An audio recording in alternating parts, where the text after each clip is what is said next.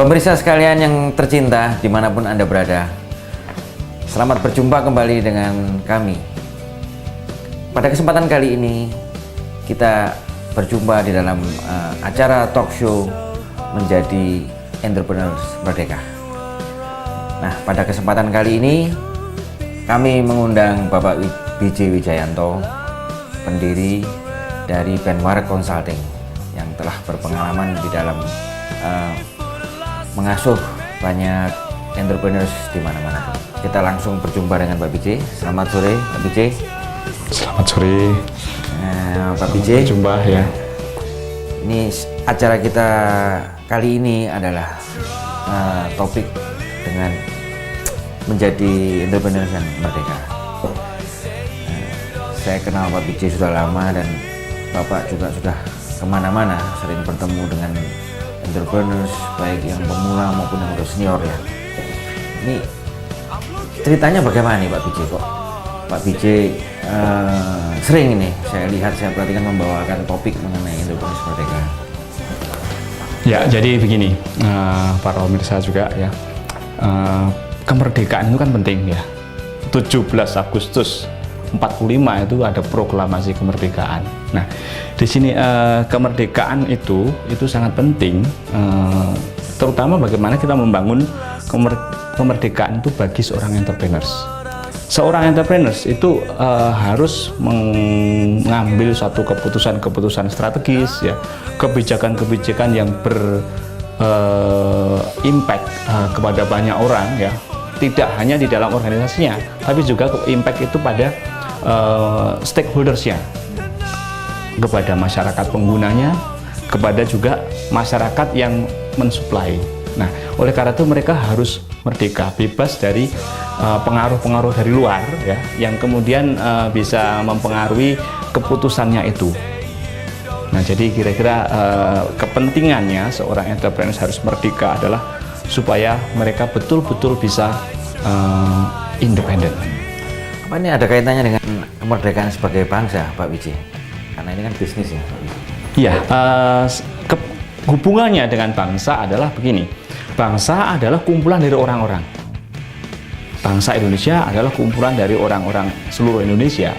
Nah, kalau katakanlah orang-orang yang ada di dalam negara Indonesia ini, ya, itu merdeka, maka bangsa itu merdeka, bangsa itu berdaulat.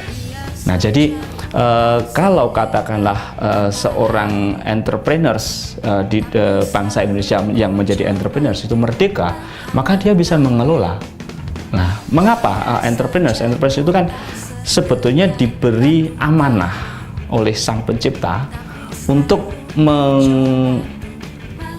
mentransformasikan nilai-nilai yang ada di dalam dirinya, bakat, ya, kemampuan-kemampuan, ya, atau mungkin ada hal-hal apa yang di dalam dirinya itu menjadi bermanfaat bagi masyarakat luas. Jadi seorang entrepreneur yang memang seperti itu ya harus merdeka. Nah, kemudian kita melihat ketika seorang entrepreneur itu dikaitkan dengan kemerdekaan seorang entrepreneur dikaitkan dengan kemerdekaan bangsa, maka kita harus melihat dari bagaimana seorang entrepreneur itu ada multiplier effect. Saya menyebut multiplier effect. Seorang entrepreneur pasti mempunyai karyawan, mempekerjakan karyawan. Nah, seorang karyawan mempunyai keluarga. Nah, sehingga kalau ada seorang entrepreneur, maka dia akan menghidupi sejumlah orang. Kita boleh berhitung saja, berandai-andai lah. Satu orang entrepreneur itu mempekerjakan 5 orang karyawan, yang masing-masing mempunyai tanggungan 3 orang, 2 orang lah, satu keluarga 3 orang. Sehingga kalau ada satu orang entrepreneur, ada 18 orang yang di sini sufficient, bisa hidup, bisa mencukupi hidupnya. Jadi kira-kira dari situ kenapa tadi bangsa gitu ya. Saya masih ingat ini kalau Bung Karno dulu sering mengajarkan kita ya. Jadi Trisakti gitu kan Bung Karno bilang, punya jati diri, mandiri di dalam hal ekonomi dan politik bebas aktif. Nah, ini ada kaitannya dengan itu Pak B.J. Yang satu, yang kedua juga bagaimana nih konkretnya kemerdekaan di dalam berbisnis? Karena seringkali konotasi kita dengan kemerdekaan ini adalah lawannya penjajahan. Ya, bagaimana ini Pak? Jadi begini, sebelum itu saya mungkin akan menjelaskan dulu kenapa tadi seorang entrepreneur harus merdeka ya. Karena entrepreneur tadi kan sebetulnya apa yang dilakukan oleh entrepreneur adalah mengubah apa yang ada ini itu ada, yaitu dari dua hal ya. Indonesia dalam hal ini Indonesia itu penting dari hubungannya dengan Bung Karno tadi ya. Indonesia itu kaya ya, baik alamnya maupun orangnya, manusianya juga. Alam itu Indonesia dari sisi hasil pertanian, mineral, hasil laut itu mungkin kalau bisa di top list dunia itu pasti ada di dalam yang terbaik. Mereka yang terbaik dari cadangannya, dari hasil produksinya ya, apakah itu pertanian, mineral ya. Dan kedua, manusianya juga, Indonesia itu juga kaya. Kita mempunyai manusia yang mempunyai kebudayaan yang sangat tinggi. Bahasa saja kita mempunyai bahasa sendiri, ada bermacam-macam bahasa ya. Keseniannya segala macam. Nah, ini harus merdeka ya, harus terbebas dari pengaruh pihak luar ya, yang bisa mengambil nilai ekonomi atau potensi ekonomi dari kekayaan tadi. Nah, jadi kira-kira kepentingan bahwa masyarakat atau bangsa Indonesia merdeka dari situ. Tapi kira-kira lebih konkretnya ini seorang entrepreneur yang harus merdeka ini bagaimana Pak Wiji? Dalam praktek kesehariannya nih, yang mungkin amat sangat menarik kalau kita urai sedikit ini. Ya, baik. Jadi kemerdekaan dalam seorang entrepreneur ya, di dalam menjalankan kegiatan bisnis ya. Sebetulnya kalau tadi dikaitkan dengan penjajahan ya, penjajahan itu kan sebenarnya kan pengaruh ya.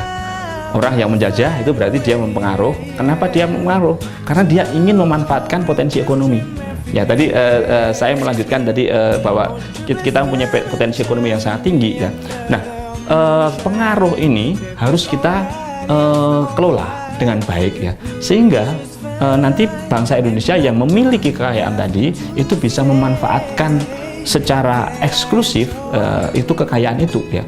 Nah, seperti pada zaman-zaman sebelum penjajahan, mungkin zaman Sriwijaya, Majapahit, mungkin Indonesia adalah memang pada saat itu Nusantara ya, itu adalah negara yang sangat kaya karena bangsa-bangsa asing yang datang ke Indonesia ingin memanfaatkan potensi itu, mereka membeli tentu menukar dengan harta mereka apa yang ya.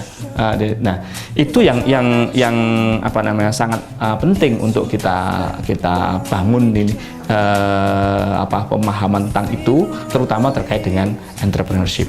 Baik, menarik sekali nih mengenai penjajahan zaman dahulu dan saat ini entrepreneur. Tapi kita akan lanjutkan diskusi yang menarik ini. Kita akan break dulu, jangan pergi kemana-mana.